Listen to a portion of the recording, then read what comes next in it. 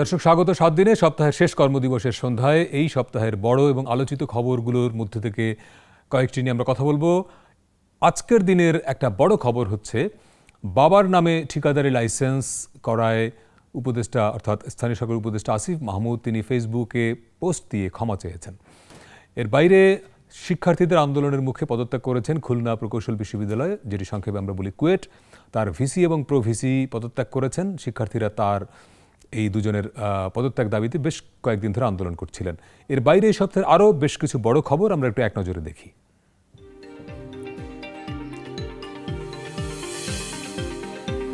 রোহিঙ্গা সংকট দীর্ঘায়িত হলে পূর্ব অঞ্চলের নিরাপত্তা ও স্থিতিশীলতা নষ্ট হবে। বিশ্বের বিভিন্ন প্রান্তে নতুন নতুন সংঘাত তৈরি হওয়ায় আন্তর্জাতিক দৃষ্টি রোহিঙ্গা সংকট থেকে সরে যাচ্ছে কাতারে, বললেন ডক্টর ইউনুস। রাখাইনের বর্তমান অবস্থায় সেখানে রোহিঙ্গাদের নিরাপদভাবে প্রত্যাবাসন করা সম্ভব নয়, বললেন খলিলুর রহমান। রোহিঙ্গা প্রত্যাবাসনের সমস্যা আরাকান আর্মি, বাংলাদেশ না পারছে সরাসরি আলোচনা করতে, না পারছে এড়িয়ে যেতে, মন্তব্য পররাষ্ট্র উপদেষ্টার। মিয়ানমারের সশস্ত্র গোষ্ঠী আরাকান আর্মির বিরুদ্ধে বান্দরবানের থানচিতে ঢুকে জলকেলি করার অভিযোগ। বাংলাদেশ হয়ে 7 সিস্টার্সে যাওয়ার রেল প্রকল্প সহ প্রায় 5,000 কোটি রুপির অর্থায়ন স্থগিত করল ভারত। গত বছরের 5 আগস্ট রাজধানীর চানখারপুলে গণহত্যার মামলায় 8 জনকে আসামি করে ট্রাইব্যুনালে পূর্ণাঙ্গ প্রতিবেদন দিয়েছে তদন্ত সংস্থা। ট্রাইব্যুনালে এটি প্রথম পূর্ণাঙ্গ প্রতিবেদন। সাংবাদিক দম্পতি সাগরণী হত্যা মামলায় ডিবিতে থাকা নথি আগুনে পুড়ে গেছে। হাইকোর্টে রাষ্ট্রপক্ষ তদন্ত শেষ করতে ফের 6 মাসের সময়। মামলার নথি পুড়ে যাওয়ার তথ্য সঠিক নয়, বলছে ডিএমপি। সংবিধানের 5ম সংশোধনীর আগের অবস্থায় যেতে চায় বিএনপি। বিসমিল্লাহ ও রাষ্ট্রধর্ম থাকবে, মূলনীতিতে ধর্মনিরপেক্ষতা বাদ। আস্থা বিল, অর্থ বিল, সংবিধান সংশোধন ও রাষ্ট্রীয় নিরাপত্তা বাদে অন্য সকল বিষয়ে এমপিদের ভোটদানের স্বাধীনতা নিশ্চিত করে 70 অনুচ্ছেদ সংশোধনের প্রস্তাব। ঐকমত্য কমিশনের সাথে 3 দফায় বৈঠক। নির্বাচন কমিশনের রাজনৈতিক দলের নিবন্ধনে আবেদনের সময়সীমা বাড়ল 22 জুন পর্যন্ত। বিতর্কিত নির্বাচনে জড়িত ইসির কর্মকর্তা কর্মচারীদের বিচারের আওতায় আনার দাবি জাতীয় নাগরিক পার্টির। মব ভায়োলেন্স অনেক হয়েছে, আর সহ্য করা হবে না। স্বরাষ্ট্র উপদেষ্টার এমন হুঁশিয়ারির কয়েক ঘন্টার মাথায় রাজশাহীতে মহানবীকে কটূক্তির অভিযোগে হিন্দু যুবককে পিটিয়ে দিয়ে পুলিশে সোপর্দ।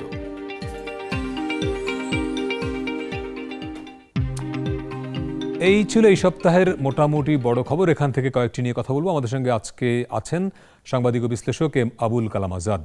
আজাদ ভাই, আজকের দিনের এখন পর্যন্ত একটি বড় খবর আমরা যেটি বুঝতে পারছি যে স্থানীয় সরকার উপদেষ্টা আসিফ মাহমুদ তার বাবার একটা ঠিকাদারি লাইসেন্স, এরকম একটি খবর গণমাধ্যমে আসে, সোশ্যাল মিডিয়ায় বেশ ভাইরাল হয়। তারপরে আজকেই দুপুরের দিকে তিনি নিজেই পোস্ট দিয়েছেন তার যে ভেরিফাইড ফেসবুক অ্যাকাউন্ট, সেখানে তিনি লিখেছেন, আমরা একটু দেখতে পারি তার পোস্টটা।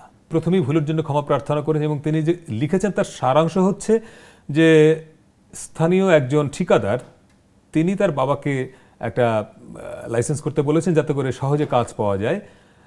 তারপরে এই তথ্যটি যখন আসিফ মাহমুদ এবং সাংবাদিকের মাধ্যমে জানলেন তখন তিনি খোঁজ নিয়ে জানলেন যে হ্যাঁ, ঘটনা সত্য। তারপরে তার বাবাকে তিনি বুঝিয়েছেন, লিখেছেন যে বিষয়টি বোঝানোর পর আজ বাবার আবেদনের প্রেক্ষিতে লাইসেন্সটি বাতিল করা হয়েছে। বাবা হয়তো কনফ্লিক্ট অফ ইন্টারেস্টের বিষয়টি বুঝতে পারেননি।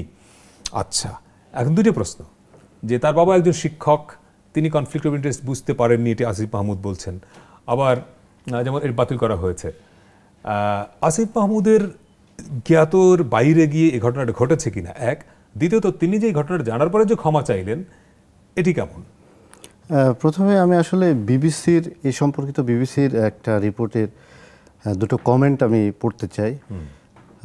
শাহিন নামে একজন বলছেন যে স্কুলের প্রধান শিক্ষক হয়েও একজন শিক্ষক কনফ্লিক্ট অফ ইন্টারেস্ট বুঝলো না, এটা কেমন কথা।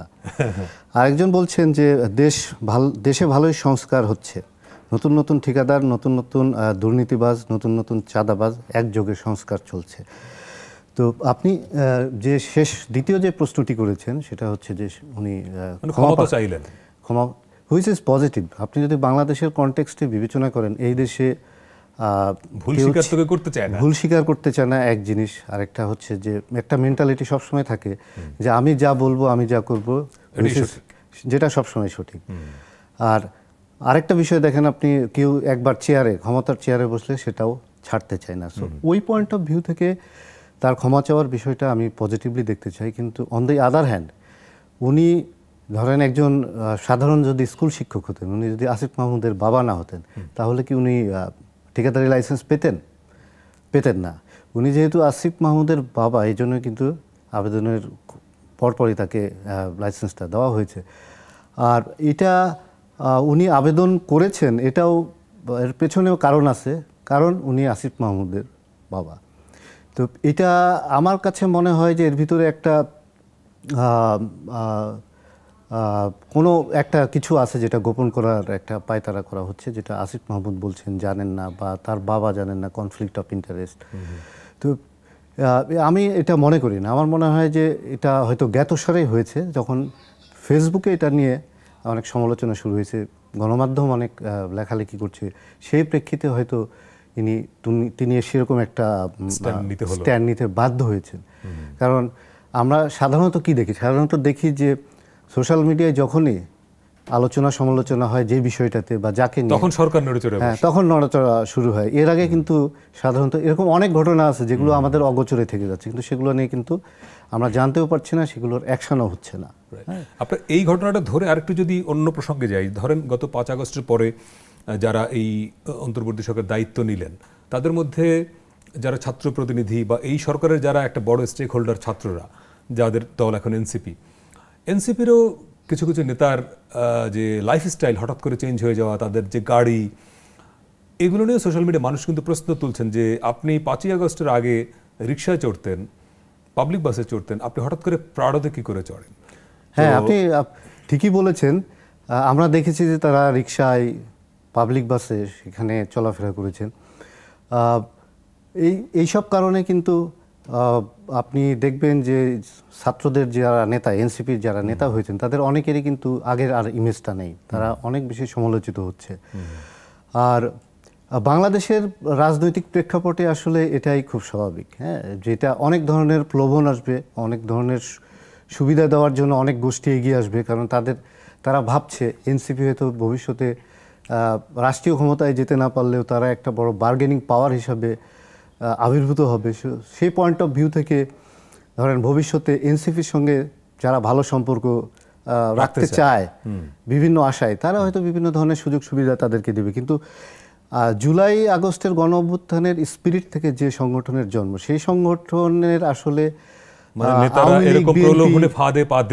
আওয়ামী লীগ বিএনপি যা করেছে বা অন্যান্য রাজনৈতিক দলগুলো যা করেছে, সেই কাজগুলোই যদি করে, তাহলে তাদের সাথে অন্য রাজনৈতিক দলের কোনো মৌলিক পার্থক্য থাকবে না। এখনও আমরা আশা করি যে তারা তাদের ভুলগুলো বুঝতে পারবে, বুঝতে পেরে তারা একটা ওই জুলাইয়ের অভ্যুত্থানের স্পিরিট থেকে তারা অনেক কিছু করার চেষ্টা করবে, হ্যাঁ, মানুষের কল্যাণে ভালো ভালো কাজ করার, মানুষের অধিকার প্রতিষ্ঠিত করার। কিন্তু যে লক্ষণগুলো আমরা দেখছি, তাতে আমরা আসলে আশাহত হচ্ছি এবং মানুষের মধ্যে এক ধরনের বিরূপ প্রতিক্রিয়া সৃষ্টি হচ্ছে। তো যাই হোক, এটা ভবিষ্যৎ আসলে আরও কিছুদিন গেলে বোঝা যাবে যে রিক্সা বাস থেকে আমরা প্রাডোতে উঠেছি, এরপরে হয়তো অন্য কিছুতে যখন উঠবে তখন হয়তো আমরা আরও বেশি দেখতে পাবো। আপনি বলছেন যে ভবিষ্যতে এনসিপি বড় রাজনৈতিক বার্গেনিং পাওয়ার হবে, এটা অনেকে ভাবছেন। এবং হান্নান মাসুদের যে গাড়ির ব্যাখ্যায় তিনি দিয়েছেন যে একজন জামাতপন্থী ব্যবসায়ী তাকে গাড়িটা দিয়েছেন, তো একজন জামাতপন্থী ব্যবসায়ী তাকে গাড়িটা দিবেন কেন? নিশ্চয়ই সেই ব্যবসায়ীর কোনো ধান্দা আছে, যেটা আপনি যেটা ইঙ্গিত করলেন যে তিনি হয়তো ভাবছেন যে এদের সঙ্গে ভালো সম্পর্ক রাখতে হবে। তা আপনার কি মনে হয় যে আগামী নির্বাচনে আসলেই এই এনসিপি বড় বার্গেনিং পাওয়ার হচ্ছে? ধরেন এখনই এটা বলা মুশকিল, ইলেকশন কবে হবে এটা আমরা এখনো বলতে পারছি না। ইলেকশনের আগে প্রধান উপদেষ্টা বলেছেন বাই জুন, আগামী বছরের জুনের মধ্যে হবে। জুনের মধ্যে হবে এটা আমরা আশা করি, জুনের আগেই হোক সেটাও আমরা আশা করি, অনেকেই আশা করে দেশবাসী। ধরুন আপনি বা আমি সর্বশেষ ভোট দিয়েছি 2008 সালে, রাইট। এরপরে আমরা ভোট দিতে পারিনি অথবা আমাদের ভোটের প্রয়োজন হয়নি, রাইট। হ্যাঁ, তো আমরা কিন্তু ভোট, সাধারণ নাগরিক হিসেবে আমরা কিন্তু ভোট দেওয়ার জন্য মুখিয়ে আছি। দেশের সাধারণ জনগণ কিন্তু ভোট দেওয়ার জন্য অপেক্ষা করছে। একটা নতুন জেনারেশন, তারা কিন্তু ভোট দেওয়ার জন্য বসে আছে। সো ইলেকশনটা যত তাড়াতাড়ি সম্ভব, হ্যাঁ, মানে জুন পর্যন্ত না গেলেও তার আগে যদি সম্ভব। কিন্তু এর ভিতরে আমরা অনেক কিছু দেখতে পাই। আমরা এনসিপির নেতারা যা বলছে, জামাত নেতারা বলছেন যে শুধু ভোট দেওয়ার জন্য তো জুলাইয়ের অভ্যুত্থান হয় নাই, তাহলে কিসের জন্য হয়েছে? নিশ্চয়ই তাদের ভাষাতে সংস্কার চায়, আগে আগে মৌলিক সংস্কার। ধরেন যখন আন্দোলন হয়েছে তখন কি এনসিপি একটি পলিটিক্যাল পার্টি হবে সেটা কি আমরা জানতাম? তারা যে ইলেকশনে কন্টেস্ট করবে, প্রতিদ্বন্দ্বিতা করবে, এটা কি আমরা জানতাম? তাদের কারণে ইলেকশন পেছানো হতে পারে, সেগুলো কি আমরা জানতাম? এখন এনসিপিকে যদি সময় দেওয়ার জন্য, তারা পলিটিক্যাল পার্টি করেছে ভালো কথা, তারা পলিটিক্যাল পার্টিকে গুছিয়ে নিবে, তারা একটা বড় রাজনৈতিক দল হিসাবে আবির্ভূত হবে, আগামী ইলেকশনে যেন তারা প্রতিদ্বন্দ্বিতা করতে পারে শক্তভাবে, সেই জন্য কি ইলেকশন পিছানো হবে? সেরকম কোনো কিছু যদি সেটা হয়ে থাকে তাহলে আসলে আমার মনে হয় না এই দেশের জনগণ মেনে নেবে। আর নির্বাচন নিয়ে আপনি নিশ্চয়ই জানবেন যে এর আগেও যারা এই দেশে নির্বাচন নিয়ে তালবাহানা করেছে তারা কিন্তু আসলে অনেক বড় প্রায়শ্চিত্ত করতে হয়েছে, হ্যাঁ, অনেক বড় ফল ভোগ করতে হয়েছে। এরকম ধরেন বিগত সরকার তো 3 বার ইলেকশন ম্যানিপুলেট করে থেকেছে, কিন্তু ধরেন এর পেছনে একটা কারণ আছে যে আমরা জানি যে ভারতের একটা শক্ত অবস্থান ছিল, হ্যাঁ। মূলত আমি বলে থাকি যে ভারতের কারণেই আসলে শেখ হাসিনা সরকার একটা স্বৈরচারী সরকারে পরিণত হয়েছে। ভারত যদি সাপোর্ট না দিত, এইভাবে সমর্থন না দিত, তাহলে কিন্তু এই অবস্থায় আসতে পারতো না। কিন্তু এখন এই সরকার যদি থাকতে চায় দীর্ঘদিন, এবং এই সরকারকে যদি আমেরিকা, চীন এবং পাকিস্তান সমর্থন দেয়, ধরে নিচ্ছে হাইপোথেটিক্যালি, তাহলে কি হবে? না, এখানে ধরে নিতে পারেন, কিন্তু এখানে আরও অনেক কিছু আপনাকে ধরে নিতে হবে। বিএনপি কি বসে থাকবে? তারেক রহমান, খালেদা জিয়া ধরুন, আর তারা এখন দেশে আসছে না, কিছুদিন পরে তারা তো দেশে আসবে, তো তারা ইলেকশনের আগে দেশে তো আসবেন। দেশে আসার পরে কি তারা বসে থাকবে? ইলেকশন না দিলে তারা কি মাঠে নামবে না? নির্বাচনের জন্য কি তারা আন্দোলন শুরু করবে না রাজপথে? তারা এখনও সময় দিচ্ছেন, হুইচ ইজ গুড, কিন্তু তারা যখন মাঠে নামবে তখন কি মাঠের পরিস্থিতি বদলাবে না বলে আপনার মনে হয় না? আমি তো মনে করি তখন এই সরকারের যে সুর নির্বাচন নিয়ে, তার সঙ্গে এনসিপির সুর তো একই। আপনি দেখবেন যে বিএনপির একসময়ের যারা প্রধান মিত্র জামাত, তারা কিন্তু 16 তারিখে বলেছিল যে ফেব্রুয়ারি, মানে রোজার আগে নির্বাচন, অর্থাৎ তাদের দাবিটা ফেব্রুয়ারির মধ্যে, মানে মধ্য ফেব্রুয়ারির আগে, রোজা শুরু হওয়ার আগে। পরের দিন কিন্তু আমরা দেখলাম তারা সেই জায়গা থেকে সরে গেছেন। এখন কিন্তু জামায়াতের যে ভোটের সুর, এনসিপির সুর, সরকারের সুর কাছাকাছি। এখন তার মানে কি বিএনপিকে আগামী নির্বাচনে একটা বড় ধরনের চ্যালেঞ্জ মোকাবেলা করতে হবে সরকার, এনসিপি, জামাত, এই 3টি শক্তির সঙ্গে, এবং এই 3টি শক্তির সঙ্গে মোকাবেলা করবার মতো সক্ষমতা বিএনপির আছে আপনার মনে হয়? না, আপনি ঠিকই বলেছেন। জামাতের এই অবস্থান পরিবর্তনটা আমার কাছে খুব আশ্চর্যজনক লেগেছে, যে 24 ঘন্টার মধ্যেই তারা তাদের অবস্থানটা কোন হিসাবে তারা বদলাইছে এটা আসলে বলা মুশকিল। তবে রাজনীতির খেলায় সবই সম্ভব। আপনি জামাত তার সুবিধা দেখবে, এনসিপি তার সুবিধা দেখবে, বিএনপিও কিন্তু তার সুবিধাটা দেখবে। হ্যাঁ, এখন ইলেকশন হলে বিএনপি ক্ষমতায় আসবে এরকম একটা পারসেপশন থেকে জামাতও চায় না ইলেকশন হোক তাড়াতাড়ি, এনসিপি তো অবশ্যই চায় না। রাইট, অর্থাৎ যারা মনে করে যে ইলেকশন হলে ক্ষমতায় আসবে না, তারা চাইবে না ইলেকশন হোক। আর বিএনপি যেহেতু ভাবছে তারা ক্ষমতায় আসবে, ফলে তারা চাইছে দ্রুত নির্বাচন দেখ। এই তো সহজ অঙ্ক। আপনি যেটি প্রশ্ন করেছেন যে বিএনপির ওই সক্ষমতা আছে কিনা, হ্যাঁ, আমরা প্রায় বিভিন্ন জায়গায় আলোচনায় শুনি যে বিএনপি রাজনৈতিক দল হিসাবে তারা আওয়ামী লীগের বিরুদ্ধে অনেক আন্দোলন সংগ্রাম করে টিকেছিল, কিন্তু তারা একটা রাজনৈতিক দল হিসাবে যত শক্ত অবস্থায় যাওয়ার কথা ছিল, তারা কিন্তু সেই শক্ত অবস্থায় যেতে পারেনি। তাদের লিডারশিপটাও ওই জায়গায় নিতে পারেনি, বা নেতাকর্মীদেরকেও সেই জায়গায় নিতে পারেনি। সেই দিক দিয়ে বিএনপির কিছু দুর্বলতা আছে।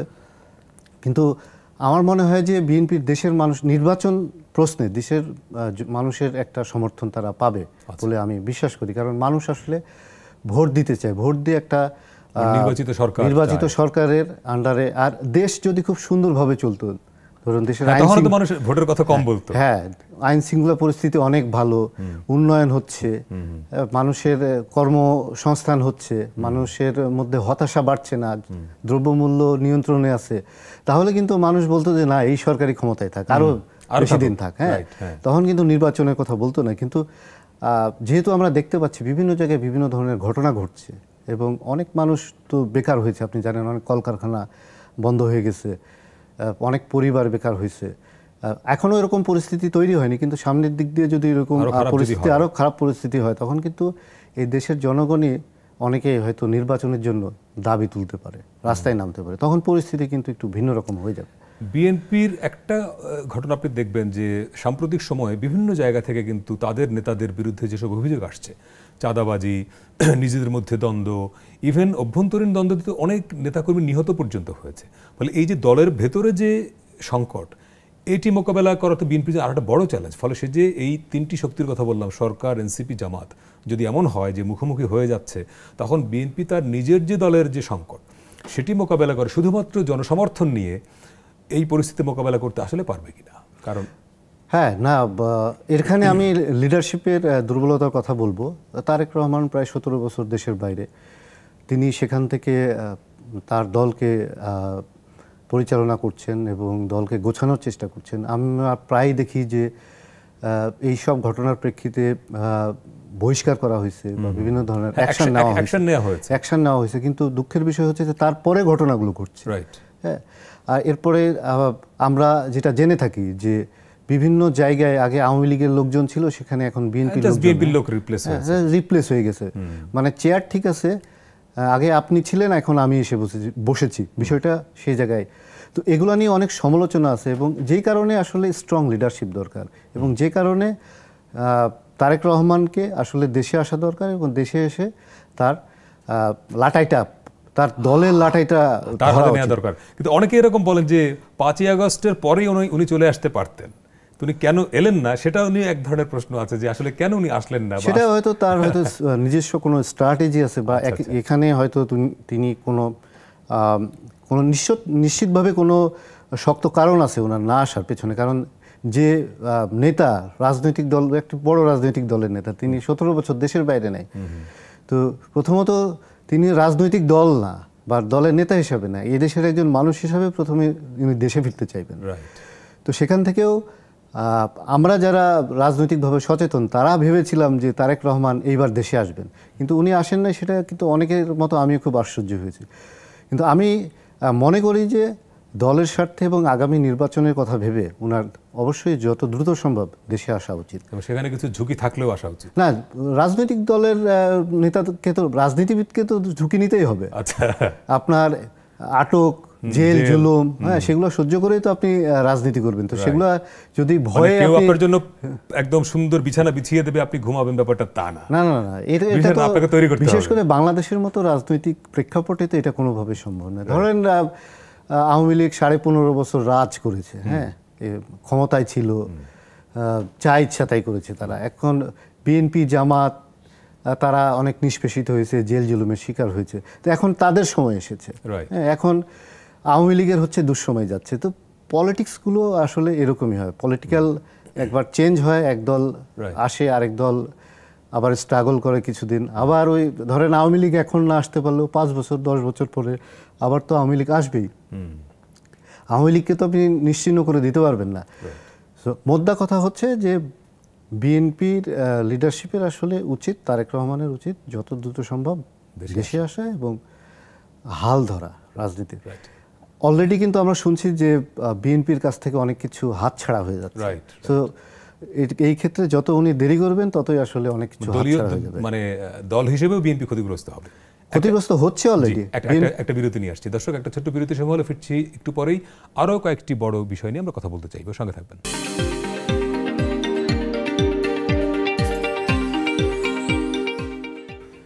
দর্শক, বিরতির পরে আবারও স্বাগত 7 দিনে, সপ্তাহের শেষ কর্মদিবসের সন্ধ্যায় আমরা এই সপ্তাহের বড় কয়েকটি খবর নিয়ে কথা বলছি। স্টুডিওতে আছেন সাংবাদিক এম আবুল কালাম আজাদ।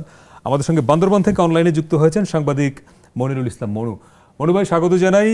একটা বিষয় কয়েকদিন আগেই আমরা একাধিক গণমাধ্যমে দেখলাম যে মিয়ানমারের সশস্ত্র গোষ্ঠী আরাকান আর্মি, তারা বাংলাদেশের সীমান্তে ঢুকে বান্দরবানের থানচির একটি জায়গায় তারা বাংলাদেশে ঢুকে জলকেলি উৎসব করে গেছে এবং কিছু ছবি আমরা সোশ্যাল মিডিয়ায় দেখেছি। আসলে ঘটনাটা সত্য কিনা, যে রাখাইন থেকে বা আরাকান আর্মি আদৌ বাংলাদেশে ঢুকে এই উৎসবটা করতে পারলো কিনা, করলো কিনা, তাহলে আমাদের যারা সীমান্তরক্ষী বাহিনী বা আমাদের সরকার, তাদের অবস্থান কি ছিল এবং এই বিষয়ে বিজিবির তরফে কোনো ব্যাখ্যা আপনারা পেয়েছেন কিনা?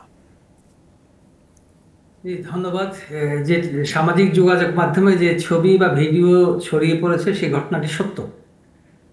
এটি একটু বলে রাখা দরকার যে আমরা হয়তো বলছি যে অনুপ্রবেশ করেছে আরাকান আর্মি, এটি হয়তো আইনি ভাষায় সঠিক, কিন্তু প্রকৃত অর্থে এই অঞ্চলটিতে আমাদের পার্বত্য চট্টগ্রামের যে দক্ষিণ পূর্বাঞ্চলটি মায়ানমার সীমান্ত সংলগ্ন, এই দুর্গম অঞ্চলটিতে বিভিন্ন সন্ত্রাসী গ্রুপ কিংবা স্বাধীনতাকামী গ্রুপ কিংবা গেরিলা গ্রুপরা প্রায় তারা এখানে অবস্থান করে।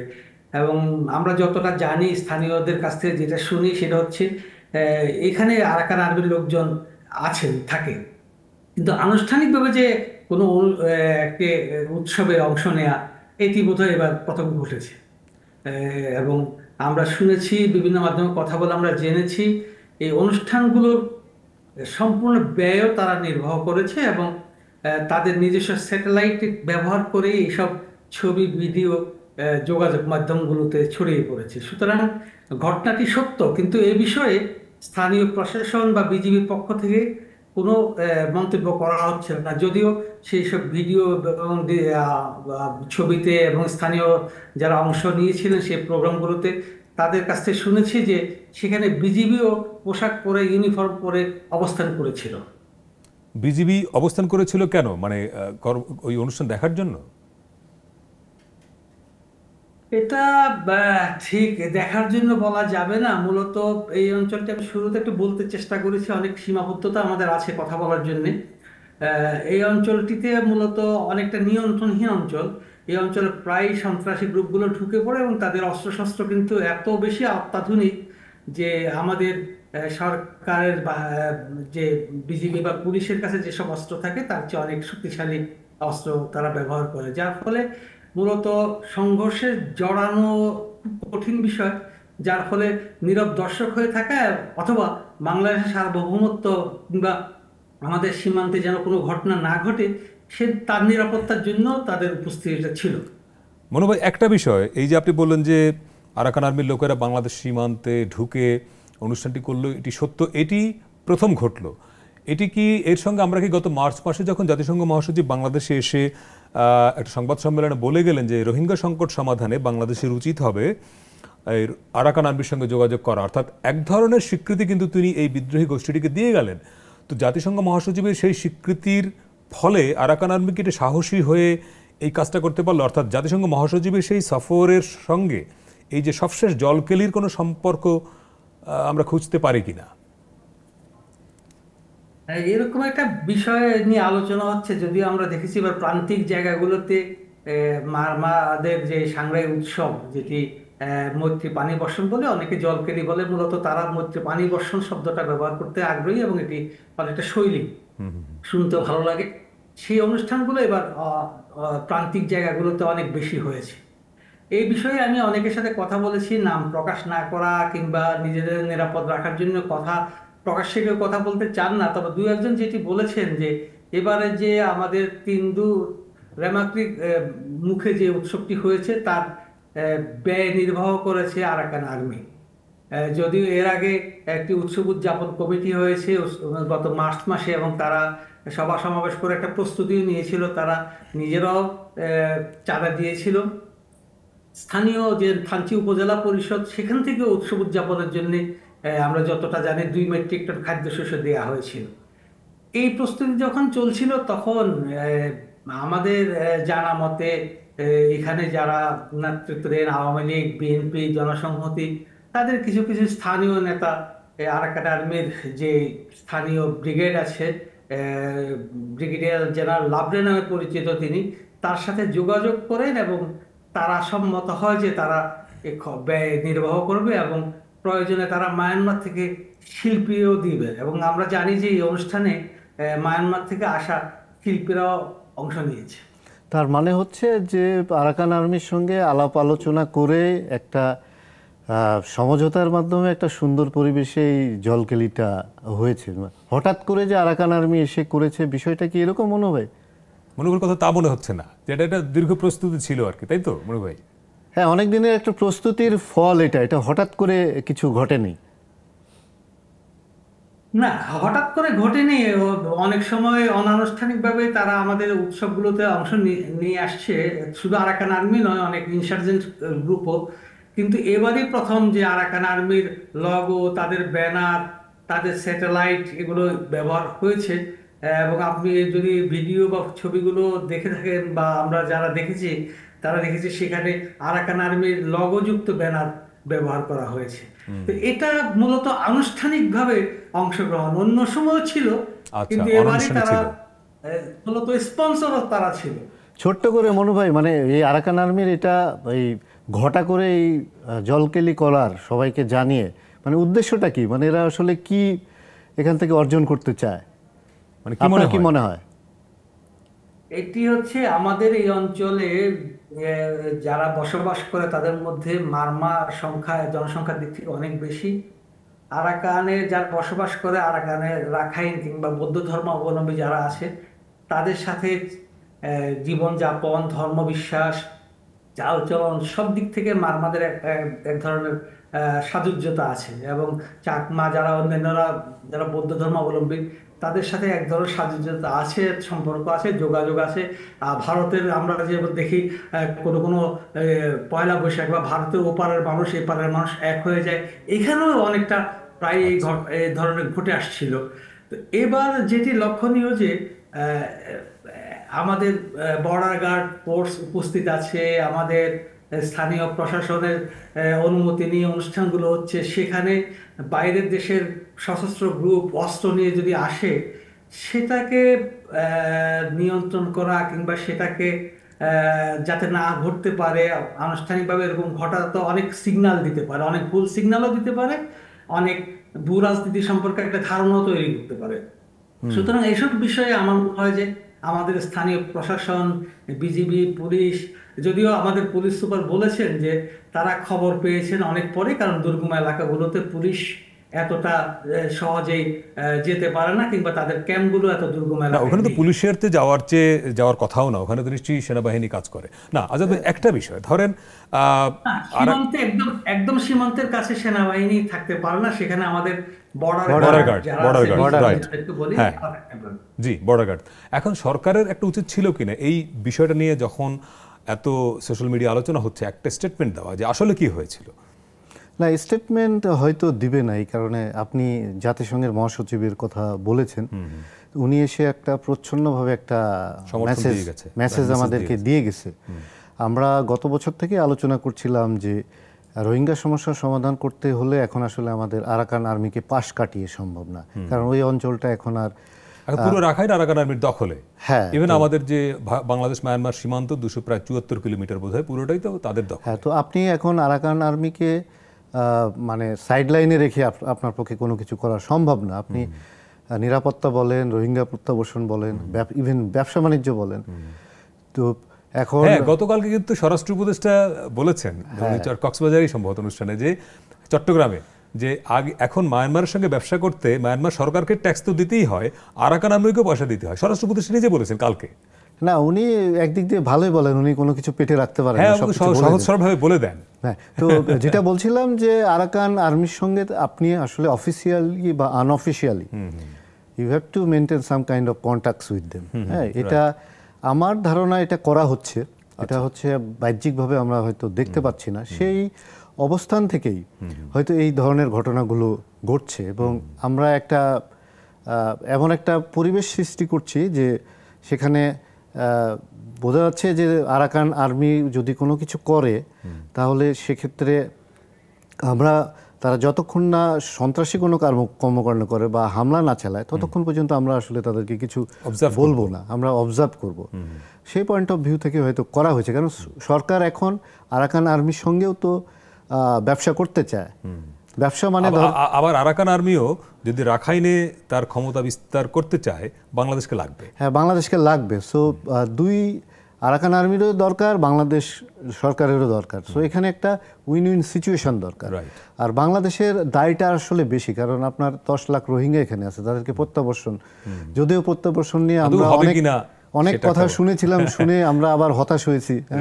আমরা আজকে না গতকালকে যেন পররাষ্ট্র উপদেষ্টার কাছে শুনলাম আবার যে এখনই হচ্ছে না। হ্যাঁ, কয়েকদিন আগেই বলেছেন, দুজনেই বলেছেন, নিরাপত্তা উপদেষ্টা খলিলুর রহমানও বলেছেন, হচ্ছে না। তো প্র্যাকটিক্যাল কারণেই তো হবে না। একটা যুদ্ধ বিধ্বস্ত জায়গায় আপনি কি করে একজন মানুষকে নিয়ে ছেড়ে দেবেন?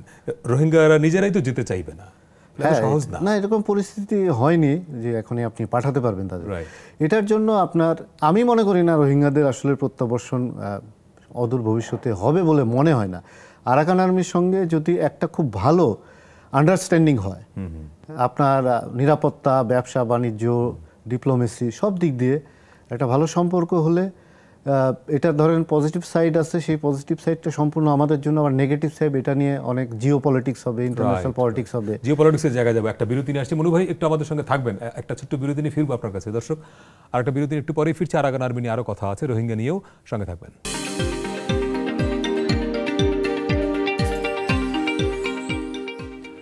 দর্শক, বিরতির পরে আবারও স্বাগত 7 দিনে। সপ্তাহের আলোচিত এবং বড় কয়েকটি খবর নিয়ে কথা বলছে। আমাদের সঙ্গে স্টুডিওতে আছেন সাংবাদিক ও বিশ্লেষক এম আবুল কালাম আজাদ, অনলাইনে আছেন বান্দরবান থেকে সাংবাদিক মনিরুল ইসলাম মনু। আজাদ, বিরতির আগে যে এই জায়গাটাতে ছিলেন যে জিও পলিটিক্স, অর্থাৎ বাংলাদেশ মায়ানমার সীমান্ত ঘিরে যে এক ধরনের টেনশন কাজ করছে, এইটাকে অনেকে বলবার চেষ্টা করছেন যে আগামী নির্বাচনের আগে পরিস্থিতি আরও যদি খারাপ হয়, আরাকান আর্মির সঙ্গে যদি একটা যুদ্ধ পরিস্থিতি তৈরি হয়ে যায়, তাহলে বাংলাদেশের যে নির্বাচন সংস্কার প্রক্রিয়া সবগুলোই অনির্দিষ্টকালের জন্য একটা স্থবির হয়ে যাবে কিনা। মানে না, আমি মনে করি না আরাকান আর্মির সঙ্গে এই ধরনের পরিস্থিতি বাংলাদেশের তৈরি হবে। আচ্ছা, বাংলাদেশ তো এমন কিছু করছে না যে আরাকান আর্মির সঙ্গে যুদ্ধ শুরু হয়ে যাবে। আচ্ছা, আরাকান আর্মিও মনে হয় ওই ধরনের মানসিক অবস্থায় নাই। আচ্ছা, আমার মনে হয় দুই পক্ষই ভাবছে যে কিভাবে একটা সহ অবস্থান করা যায় এবং একটা আন্ডারস্ট্যান্ডিংয়ের ভিত্তিতে যে সমস্যাগুলো আছে, বিশেষ করে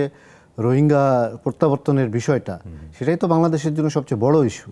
তো আর এই সরকারের আমলে আমরা মনে প্রাণে বিশ্বাস করি যে এই বিষয়ে একটা কিছু হবে, সমাধানের একটা অন্তত দরজা খুলবে এবং অল্প সংখ্যক হলেও রোহিঙ্গা ফেরত যাবে। তো এটা যে পরিস্থিতি বর্তমানে বিরাজ করছে, এটা এই মুহূর্তে সেটা সম্ভব না। কিন্তু আপনার হাতে যদি সময় থাকে আরো 6 মাস 1 বছর, 6 মাস 1 বছরে অনেক কিছুই ঘটতে পারে। কিন্তু ধরেন আরাকান আর্মি তো, আপনি তো জিও পলিটিক্সের কথা বললেন, ফলে রাখাইনের পরিস্থিতি, রোহিঙ্গা পরিস্থিতি, এটা তো শুধুমাত্র বাংলাদেশ মিয়ানমারের মধ্যে নাই। তো জিও পলিটিক্স যদি হয়, তাহলে এখানে তো চায়নার ব্যবসা আছে, ওখানে ইন্ডিয়ার ইন্টারেস্ট আছে, ইভেন আমেরিকার ইন্টারেস্ট তো এই বঙ্গোপসাগর কেন্দ্রিক এই অঞ্চলটায় আছে। রাইট, অনেকের। আপনি ধরেন কাশ্মীরের কথা যদি ভাবেন, কাশ্মীরের সমস্যা কোনোদিন সমাধান হবে না। তার কারণ কি, কাশ্মীরে অনেকগুলো গোষ্ঠী আছে।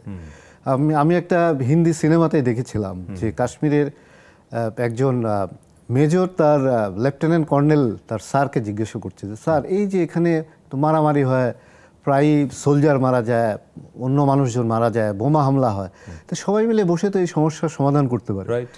তো লেফটেন্যান্ট কর্নেল উনি বলছেন যে দেখ বেটা, এটা হচ্ছে একটা ব্যবসায়ী, কাশ্মীর হচ্ছে অনেক বড় বাণিজ্যিক প্রতিষ্ঠান, এখানে অনেক ব্যবসায়ীদের অর্থ লগ্নি করা আছে।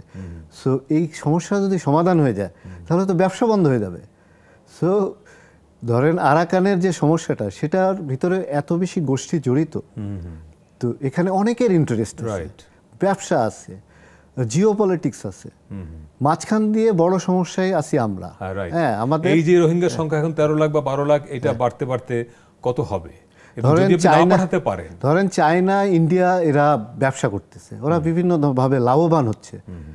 তাদের পক্ষে হয়তো সমস্যা যদি থাকে এরকম, তাহলে তাদের জন্য হয়তো আরো সুবিধাজনক, কিন্তু আমাদের জন্য দুঃসময়। আমরা ব্যবসা করতে পারছি না, আমাদের ব্যবসা নাই, 12-13 লাখ মানুষের বোঝা বইতে হচ্ছে, বোঝা, এবং যাদের সংখ্যা দিন দিন বাড়ছে। এবং হ্যাঁ, রোহিঙ্গাদের তো বার্থ রেট অনেক উচ্চ, অনেক বেশি, প্রতি বছর কত হাজার যুক্ত হচ্ছে এই জনগোষ্ঠীর সঙ্গে। আর 20 বছর যদি থাকে, তাহলে এই বাংলাদেশের পপুলেশন কত দাঁড়াবে এদের কারণে শুধু? হ্যাঁ, তো আমরা এমনি ঘনবসতিপূর্ণ একটি দেশ, আমাদের এমনি জায়গা কম, আমাদের ফসলি জমি কমে যাচ্ছে, আমাদের অনেক বেশি ঘর বাড়ির জন্য জমি দরকার পড়ছে। সবকিছু মিলিয়ে রোহিঙ্গা, এত বড় সংখ্যক একটা রোহিঙ্গা আমাদের জন্য আসলে অনেক বড় একটি সমস্যা হয়ে গেছে, এবং তাদের প্রত্যাবর্তনটা খুবই জরুরি। মনু ভাই, একটা শেষ প্রসঙ্গ যদি সংক্ষেপে আপনি বলেন যে বাংলাদেশের সবচেয়ে সেন্সিটিভ এরিয়াটা তো বান্দরবান, ওই অঞ্চলটা এখন সেই সেন্সিটিভ নানা কারণেই একটা বড় উদ্বেগ এখন আরাকান আর্মি। তো সব কিছু মিলিয়ে এই আজাদ ভাই যে জিও পলিটিক্স শব্দটা ব্যবহার করলেন, আপনার কি দীর্ঘ সাংবাদিকতার অভিজ্ঞতা থেকে যদি বলেন যে এই জিও পলিটিক্সে আমাদের এই অঞ্চলটার ভবিষ্যৎ কি আসলে, মানে বাংলাদেশের স্বাধীনতা সার্বভৌমত্ব থ্রেটের মধ্যে পড়ার কোনো শঙ্কা আপনি দেখেন? জি, আমাদের তো সংকট থাকবেই। প্রতিবেশী রাষ্ট্রে যদি যুদ্ধ চলে, তার একটা প্রভাব এই অঞ্চলে পড়ে, এবং আমাদের অঞ্চলে যদি অশান্ত পরিস্থিতি থাকে, সেটাও ওই অঞ্চলে পড়ে, এটা থাকবেই। আপনি ঠিকই বলেছেন যে জিও পলিটিক্স কিংবা ভৌগোলিক যে অঞ্চল, এখানে ভারতের সাথে মিয়ানমারের এবং বাংলাদেশের একটি ত্রিদেশীয় সীমান্ত হচ্ছে বান্দরবান। সুতরাং এই রোহিঙ্গা সমস্যা হয়তো আপাত দৃষ্টিতে মনে হচ্ছে শুধু বাংলাদেশ আর মায়ানমারের বিষয়, আসলে এই সমস্যা কিন্তু ভারতকেও আক্রান্ত করছে এবং ভারতও মাঝে মাঝে এই বিষয়গুলো নিয়ে কথা বলছে। সুতরাং রোহিঙ্গা বিষয়েও ভারতেরও একজন আছে, আর তার খুব কাছাকাছি অঞ্চলের চীন। সুতরাং আহ, এই বিষয়টিকে খুব সহজ করে সমীকরণ করা যাবে না, এর একটা সুদূর প্রসারী প্রভাব তো থাকবেই। আর যেটি বলছিলেন যে ব্যবসা বাণিজ্য এই অঞ্চলে আছে, এর পাশাপাশি আরাকান আর্মি কিন্তু সাম্প্রতিক সময় বাংলাদেশের কাছ থেকে করিডোর চেয়েছে। জি। তারা তাদের খাদ্য সামগ্রী, অস্ত্র, তাদের অন্যান্য নানা প্রশাসনিক বিষয়গুলো নিয়ে যাওয়ার জন্য তারা কিন্তু বাংলাদেশের কাছ থেকে করিডোর চেয়েছে। সম্ভাব্য করিডোরগুলো তারা হয়তো উল্লেখ করেনি, কিংবা আমাদের পররাষ্ট্র মন্ত্রণালয় সেটা বলেনি, কিন্তু আমাদের যেটি ধারণা, দোহাজারি থেকে বান্দরবান হয় যে রাস্তাটি থানচির দিকে চলে গেছে সেটি হতে পারে। দ্বিতীয় হতে পারে চকরিয়া থেকে লামা আলী কদম হয়ে যে রাস্তাটি একেবারে পোয়ামুড়ি চলে গেছে সেটা হতে পারে।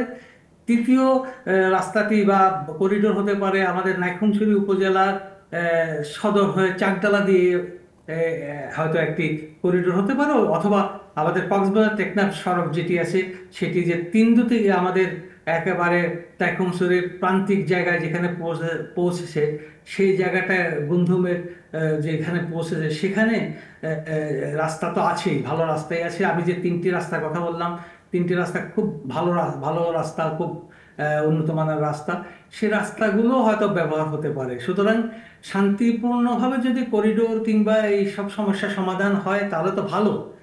আর শান্তিপূর্ণভাবে যদি না হয়, সেটি তো আমাদের এই অঞ্চলের জীবনযাত্রাকে ব্যাহত করবে, মানুষের জীবনকে এক ধরনের কষ্টকর না, অবস্থায় কিন্তু ফেলে মনু দেবে। ভাই ধরেন আরাকান আর্মিকে যদি আপনি করিডোর দেন, আরাকান আর্মি হচ্ছে একটা সশস্ত্র গোষ্ঠী, তাহলে মিয়ানমারের সঙ্গে আমাদের বাংলাদেশের দ্বিপক্ষীয় সম্পর্ক সেখানে কোনো টানাপোড়েন তৈরি হবে কিনা? হ্যাঁ, জি, টানাপোড়েন তো হবেই। এবং আমরা দেখেছি যে শরণার্থী প্রত্যাবাসন আমাদের শান্তি চুক্তির পর, পার্বত্য শান্তি চুক্তির পর যে শরণার্থী প্রত্যাবাসন হয়েছে সেটা দেখেছি আমরা। এর আগে রোহিঙ্গাদের যে প্রত্যাবাসন হয়েছে সেগুলো আমরা দেখেছি।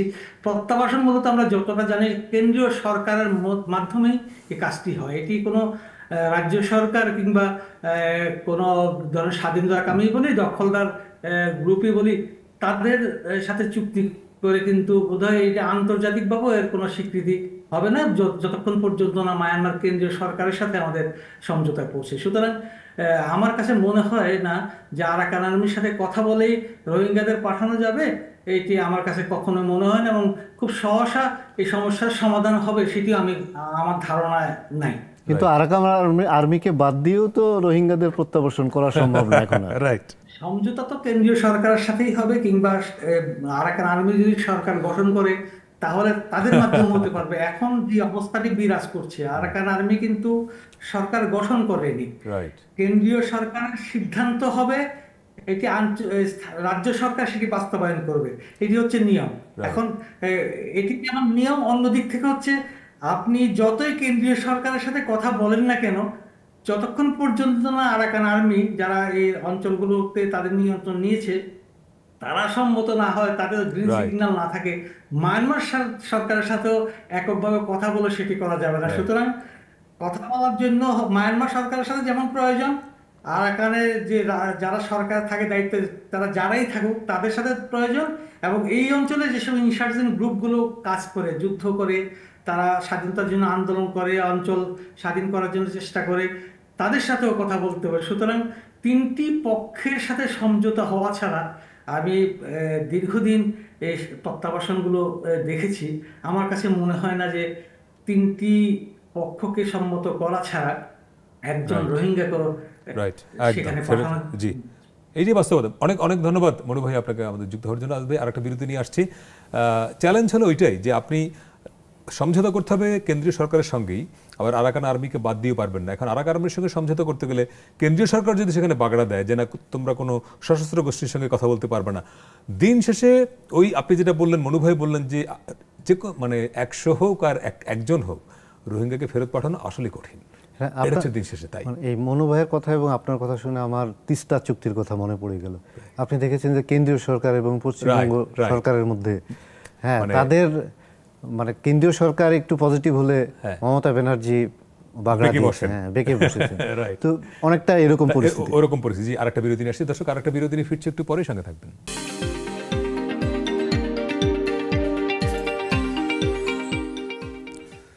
দর্শক, বিরতির পরে আবারও স্বাগত 7 দিনে। সপ্তাহের আলোচিত এবং বড় খবরগুলো নিয়ে কথা বলছি। আমাদের সঙ্গে স্টুডিওতে আছেন সাংবাদিক এম আবুল কালাম আজাদ। একটা বিষয়, গত 5 আগস্টের পর থেকে এই শব্দটা প্রচুর আমরা শুনেছি, মব জাস্টিস। যদিও আইনজীবীরা বা সচেতন নাগরিক বলছেন যে মব জাস্টিস হয় না, কারণ মবের সঙ্গে জাস্টিস জানে না, বেসিক্যালি মব ভায়োলেন্স। রাইট। এবং সবশেষ স্বরাষ্ট্র উপদেষ্টা 1-2 দিন আগেই বললেন যে অনেক হয়েছে, আর সহ্য করা হবে না মব ভায়োলেন্স। তাহলে এতদিন সহ্য করেছেন না, মব ভায়োলেন্সে ধরেন এই পর্যন্ত 5 আগস্টের পরে 100-রও বেশি ঘটনা ঘটেছে এবং 100-রও বেশি মানুষ মারা গেছে। এবং অনেক ক্ষেত্রে আমরা দেখেছি যে ঘোষণা দিয়ে দিয়ে এই ভায়োলেন্সটা করা হয়েছে, এবং সেখানে আইন শৃঙ্খলা রক্ষাকারী বাহিনীর পক্ষ থেকে কোনো ধরনের কোনো পদক্ষেপ নেওয়া হয়নি।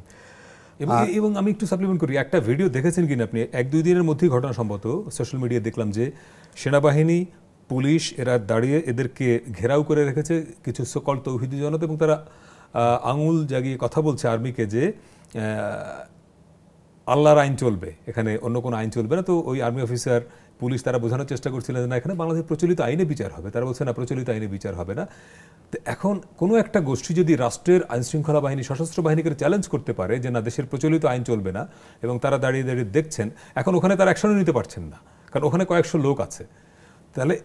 তাহলে এই যারা সকল তৌহিদি জনতা, এরা চ্যালেঞ্জ করছে আপনার আইনশৃঙ্খলা বাহিনীকে, এরা চ্যালেঞ্জ করছে সশস্ত্র বাহিনীকে, তাহলে দাঁড়াচ্ছে কি? ধরেন এদের সংখ্যা কিন্তু খুব বেশি না, খুব অল্প সংখ্যক, কিন্তু এরা চ্যালেঞ্জ ছুড়ে দিচ্ছে এবং ক্ষেত্র বিশেষে আমরা দেখছি যে তাদেরকে ছাড় দেওয়া হচ্ছে অনেক ক্ষেত্রে। এবং এই ছাড় দেওয়ার কারণেই আমরা গত কয়েক মাসে আমরা অনেক জায়গায় দেখেছি, ছাড় দেওয়ার কারণে কিন্তু এই গোষ্ঠী বা এই ব্যক্তিগুলো যারা এই ধরনের মব ভায়োলেন্স যেটাকে বলি, সেগুলো করার কিন্তু তারা আশকারা পাচ্ছে।